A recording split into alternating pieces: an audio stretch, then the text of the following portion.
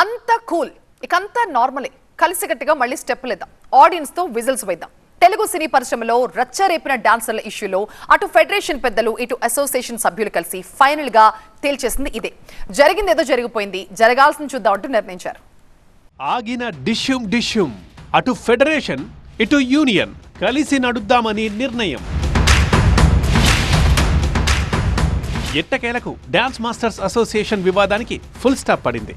అత్యవసరంగా సమావేశమైన film federation Sumalatha ఆధ్వర్యంలోనే డాన్సర్స్ అసోసియేషన్ కార్యవర్గం కొనసాగుతుందని స్పష్టం చేసింది.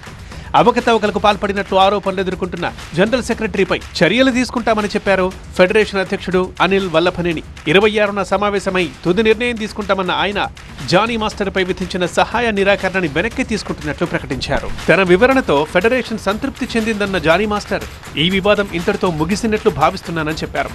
మెగాస్టార్ చిరంజీవి చొరవ వల్లే యూనియన్ సమస్య పరిష్కారమైందన్న జానీ మాస్టర్ బాలకృష్ణ కూడా ఈ అంశంలో స్పందించారని చెప్పారు. డెఫినెట్లీ 24 క్రాఫ్ట్స్కి ఫెడరేషన్ అనేది కావాలి, 100% కావాలి.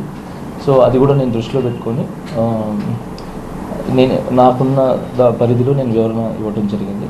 సో ఆ వివరణకి అందరూ సంతృప్తి చెందడం జరిగింది. సో ఈ సమస్య ఇక్కడతో క్లోజ్ అయిపోయిందని నేను భావిస్తున్నాను.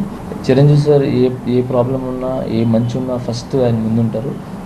Thank you Chiranjeevi sir. ఇది ఫస్టే మీరు గమనించి పిలిపించి మమ్మల్ని కలిసేలాగా ఏమంటారు కూర్చోబెట్టి చాలా చక్కగా మమ్మల్ని ముందుకెళ్ళేలాగా చేశారు.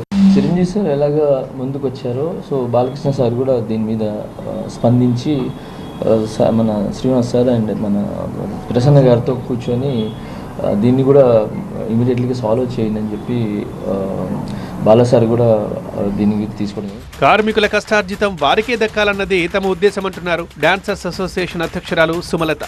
డాన్సర్స్ విషయంలో శ్రమ దోపిడీ జరగకుండా చూడాలని ఫెడరేషన్ నేతలకు విజ్ఞప్తి చేశారు. ప్రతి ఒక్కరిని రిక్వెస్ట్ చేస్తున్నాను, కార్మికుల నుంచి మాత్రం దయచేసి వారి ఫలితాన్ని వాళ్ళకే పూర్తిగా చెందేలా చేయండి.